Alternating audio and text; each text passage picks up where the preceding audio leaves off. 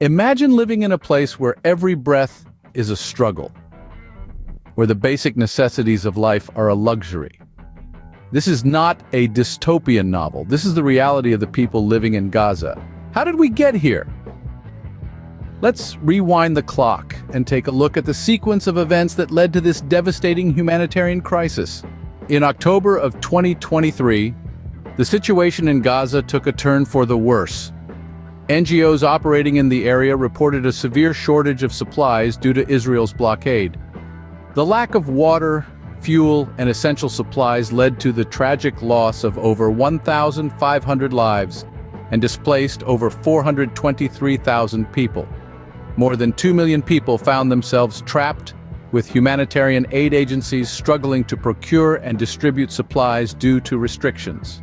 Shortly after, Israel announced a complete siege on Gaza, causing life to become even more unbearable for the people living there. The siege cut off essential supplies like food, fuel, and medicine, exacerbating the already dire situation. The United Nations described Gaza as an open-air prison, and the situation was only getting worse day by day. The power plant in Gaza was at risk of shutting down due to fuel shortages, further impacting hospitals and essential services. Then in November, hundreds of United States Agency for International Development staffers called for an immediate ceasefire in Gaza. Despite the deteriorating conditions, the U.S. president rejected these calls and expressed unwavering support for Israel. This led to a growing chorus within the U.S. Congress urging an end to the fighting. Even aid delivery became a deadly affair.